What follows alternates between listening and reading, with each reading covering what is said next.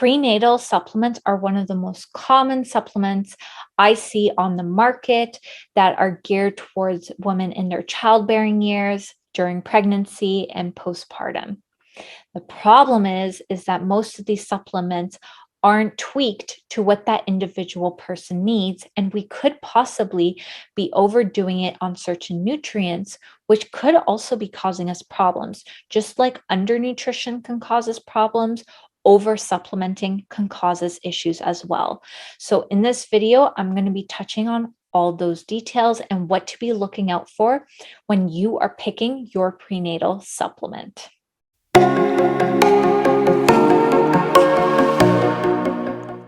Welcome back to my channel. My name is Rainey DeCalloway, and I am a holistic nutritionist and integrative health practitioner. I help women perfect their periods and hormones so that they can have optimal future fertility. So in this video, I'm going to be talking about prenatal supplements and what you need to be looking out for when you are picking your prenatal supplement. This is so important because I find there's so much conflicting information around what prenatal nutrition should look like, what supplements you should be taking during your childbearing years, and then if you get pregnant, what you should be doing then. And there's this danger I'm starting to see where prenatal supplements contain such high values of nutrients that if you're eating a healthy diet, you might be overdoing the nutrients to the point that it could cause other problems, like other symptoms, other issues that can arise, right? If we don't have enough nutrition and we don't have enough nutrients, then we can struggle with fatigue and all these other things, right? Like we also have the low end, but at the same time, we can also have the high end where it can cause other conditions that we also do not want. So we want to honestly find this happy equilibrium. And this is where personalized nutrition comes into play, because depending what your diet is like daily, you might not need specifically a multivitamin. You might actually need to be supplementing with specific vitamins instead of just a general multi or a general prenatal. In today's video, I do want to outline to you all what to look out for, because I don't want you to be harming yourself long-term with a prenatal supplement when prenatals are marketed for women that are not necessarily pregnant even. Like it's just for you in your childbearing years, just in case you get pregnant, then you're on it while you're pregnant, and then you're on it postpartum. Now, that being said, let's hop into vitamin B12 and folate. What do we need to know about these two? Because they are so important, especially when it comes to prenatal nutrition. The thing you have to note is B12 and folate are super, super important for fetal development, especially early on. Oftentimes, we need to make sure we have enough folate in our diet before we even get pregnant or before we even know that we're pregnant, because once we get pregnant, it's so important for those early stages of development. And when we try to supplement during pregnancy, it's almost a little too late to do that already. That's why it's recommended to be on a folate supplement or prenatal 3 months before conception. Now, since we don't all plan to get pregnant and oopsies do happen, we tend to be on a prenatal or making sure we're getting enough folate in our diet beforehand, just as a precaution. Yet, if you look and read what's in a prenatal, usually, not all, B12 and folate are really high in a prenatal, and excess amounts of this can increase your risk of autism. I say this not to scare you, but just to bring awareness to what excess amounts of certain vitamins can also cause. Now, the thing you also have to know about folate is that it is copper dependent, which means that to get all the benefits from folate, you want adequate amounts of copper. Here's the problem though. Most of us are not getting enough copper-rich foods in our diet, because copper-rich foods are things like beef liver, duck liver, bee pollen, royal jelly, which are often not foods that you're consuming on a daily basis. And during pregnancy, they could be foods that are often frowned upon just because beef liver is known to have a lot of vitamin A, which I'll be touching on in a minute. Now, here's the gist of what you do need to know about folate. During your childbearing years, the RDA recommends that you have 400 micrograms a day. So that means your supplement should contain no more than 400 micrograms a day. Now, when you do get pregnant, your requirement goes up because we're making more red blood cells.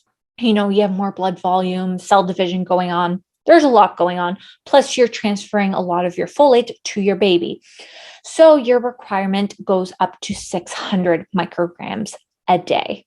Now that you know the values, you can see that you only need around 600 micrograms of folate in a supplement, maximum. The other thing to note is that we do get folate from food. So if you're someone that eats a cup of cooked spinach or asparagus, you have an orange a day, you like eating beef liver or you take a beef liver supplement, you eat avocados, you have lentils, any of these foods, they have folate in there. So depending on your diet, you're going to need less folate in your supplement.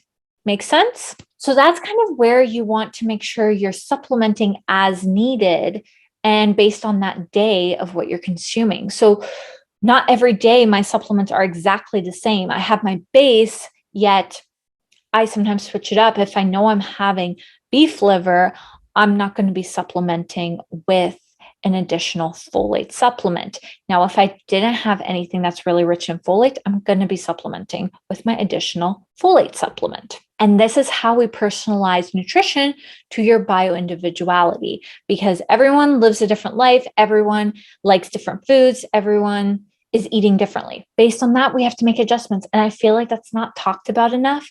And we don't give ourselves this freedom. We just want what do I do? X, Y, Z, and that's it. And it's just not that simple. The body is more complex than that. Now let's get into the next nutrient we want in a prenatal. That would be vitamin C. But here's the thing. Whole food vitamin C helps make copper more bioavailable in the body, which is a very, very good thing. Yet in most prenatals, we only see vitamin C as ascorbic acid. The problem with ascorbic acid is that it decreases copper rather than fuels it. So, like I said, whole food vitamin C helps us out with copper. Ascorbic acid does not. So we have to be careful of that. And the reason we do really want vitamin C in our diet in general is because it's such a powerful antioxidant and it helps reduce inflammation, which, most of us need to reduce inflammation, support collagen. So that supports, our skin health, the growth of our belly if we are pregnant, and overall cell growth in our body. We're always turning over new cells. So we need vitamin C. It's oftentimes one of the supplements most of my clients are on, but I do recommend a more full spectrum or whole food vitamin C supplement and not just the classic ascorbic acid vitamin C. The next vitamin we want to make sure that we are having in our diet is vitamin E. And this helps protect the body from stress and oxidation. So oxidation is like breakdown and rust, aging. Think of it kind of like that. So if you think about it, most of us are under stress. And if you are pregnant, pregnancy on its own is a stressor on the body, which is why some women can have autoimmune conditions pop up during this time or have postpartum issues arise. And this is where vitamin E can be super helpful for counteracting those problems. So being on a good vitamin E supplement would be beneficial, or if it is in your multivitamin, that is something to look for. The third one we want to be aware of is iodine, especially during pregnancy. But I will say iodine in general, depending where you live, is low. So For example, where I live in the goiter belt, which means iodine is not very high at all or bioavailable in our foods. So supplementing with iodine or having sea veggies and things like that is super important to have in my diet to make sure that my thyroid can work optimally, right? Because thyroid is super important for hormonal health. And especially during pregnancy, because during pregnancy, our thyroid hormone production increases. So I already see lots of women with low thyroid or borderline low thyroid, and then they get pregnant. We want to make sure we need to continue to support that. So since iodine is so important, I highly, highly recommend you are eating high quality sources of sea veggies, which are going to have iodine, or look that your supplement contains iodine, but that it's sourced from kelp, a whole foods source, right? Not just a synthetic source. So those are the things you want to be making sure you are having in your diet or are supplementing with.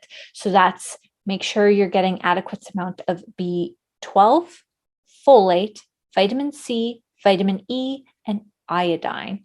All right, that's like your general basis of what you want to know. Now let's talk about the major problems with prenatal ingredients specifically. First off, let's talk about vitamin A. Retinol palmitate is a synthetic form of vitamin A, which can be toxic at high levels. This is not retinol that is found in like beef liver or food sources. All right. So when I'm looking at supplements, I do not want to see retinol palmitate just because high levels can be toxic. It's a synthetic form.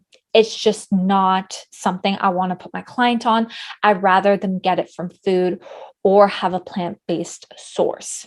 That being said, the plant-based source is called beta carotene. Now, the problem with beta carotene as a plant-based source is it doesn't get converted all to vitamin A, which is what you need. So high amounts of beta carotene could also be unsafe because it could possibly lead to thyroid dysfunction. So that's where it's really important that if you are plant-based, it is important that you're getting enough beta carotene, but I would also suggest that you are testing your thyroid regularly to make sure your thyroid is functioning normally.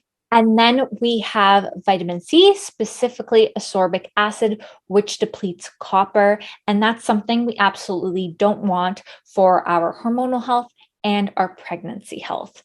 So keep an eye out for ascorbic acid. Now, vitamin D is another one we want to look out for in a prenatal. And this is because in a prenatal specifically, they're going to increase how much vitamin D they're putting in there. And that's not necessarily a good thing because depending where you live, you might need less vitamin D than someone else because you're getting enough sun exposure, right? So the problem with putting more vitamin D in a supplement, even though the majority of the population seems to be low in vitamin D, is that there's other minerals and vitamins required to make sure that vitamin D gets absorbed in the body. And if we have too much vitamin D, then that can deplete or throw other nutrients off. So let me explain. With vitamin D, you require magnesium, vitamin A, and vitamin K in order for that to get absorbed and to get used in the body as it should. Now, if you're supplementing with excess amounts of vitamin D when you don't need it, this can lead to higher calcium levels, which is not good for our arteries or anything. We just want optimal levels of calcium. And then it can also lead to low potassium, low iron, which we don't want low iron because then we're going to have lower energy, and low magnesium. So as you can see, we need to be making sure everything is in balance. So it's not cookie cutter simple. And that is why I always recommend getting your vitamin D tested. It's such a simple test to get done and that is why I always recommend you get your vitamin D tested. Simply getting it tested twice a year is going to give you so much clarity on what you need to be doing with your supplementation at home versus guessing, because we don't really want to guess in these situations in general. Now, for the most important one to talk about is iron. And the reason for this is because most prenatals are going to have 25, 26 milligrams of iron in it, no matter what. So then you're taking that much iron in your body every single day, which is honestly unnecessary. And here's why: because our body recycles iron. So what that means is every day our body is recycling 24 milligrams of iron. And that means we do not need to be taking in more iron. Our body's making sure we have enough. If anything, we just need a little bit, which we're going to be getting from our fruits, vegetables, meat that we're eating, all that. Enough. We get enough iron in our diet anyways, that we do not need to be concerned to be supplementing with iron. Because keep in mind, what is iron? If you really think of iron, what does it do out in our life? It rusts. So too much iron in our body can cause a lot of damage inside our body. So we really do not want to do that, because you could get more ill from that long term. And that is the last thing I want for you to experience. So in order for this iron recycling system to work properly, we need adequate amounts of copper and vitamin A. And that's where the problem is. Copper and vitamin A are the two nutrients that most of us aren't getting in our diet enough. So iron just stays in our tissues. So when we are getting our blood work done, it looks like we have low iron. It's because it's not getting into our blood, because we don't have copper and vitamin A to help pull it out of our tissues. But then supplementing iron, it's just going to go to our tissues as well. So we're just accumulating iron in our tissues, and it's never being used. So in order for us to use iron, we need copper and vitamin A. If there's anything you learn from this video, this is it. Then we have zinc. So oftentimes I'll see higher levels of zinc in a prenatal, which makes sense to copper. But here's the thing: zinc and copper work together. They're in ratios with one another. So if you're taking a lot of zinc, it's going to deplete copper. If you're taking a lot of copper, it could deplete zinc. So depending what your ratio is on a hair test, for example, we can then supplement correctly.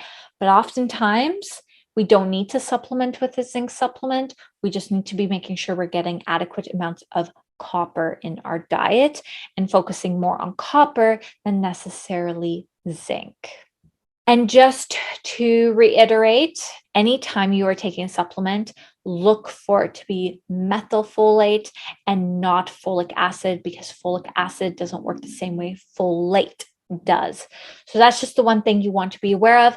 And honestly, most doctors don't recommend that you exceed the dose of 1,000 milligrams a day of folic acid, because they know that it could cause more harm. So keep that in mind. And then we have vitamin E, which we want to make sure we are getting during pregnancy and during any time of stress in our life. So most often, I don't see prenatals containing the right form of vitamin E, or they just are not having enough of it in there. That is basically the breakdown of what you need to be aware of is in prenatal supplements. And now that you've learned all this information, you are probably wondering, what is the best prenatal supplement to be on? And my answer is none, really, because usually I have a vitamin A problem with it, or I have an iron problem with it, which are my two most nitpicky things that I'm not happy with. So when I recommend supplements to clients, it's just a high quality multivitamin. So if you want to see my recommendation, you can check it out on my favorite products page. Now, that being said, with my clients, it depends on what their needs are. Some I put on a multivitamin, some don't need one. And sometimes I will recommend a different multivitamin based on their needs. So if you would like to know what multivitamin is best for you, please book a one-on-one consultation with me, because that is the best way you're going to figure out what you need as a person. I don't like to just recommend supplements blindly when I don't know you as an individual. I have no idea what your nutrition's like or any of that. And I hope from listening to this video, you've learned that prenatal supplements, which is a general supplement to give women isn't the answer, right? The answer is to look at your own diet, to assess what you need as an individual. I hope this video was super insightful and that you learned a lot. So the next time you go buy a prenatal supplement or any supplement for that matter, make sure you are doing your research before you are buying, because certain things that you put inside your body can harm you long term. And if you have any questions at all, don't be afraid to reach out to me, and I'd be more than happy to help you out.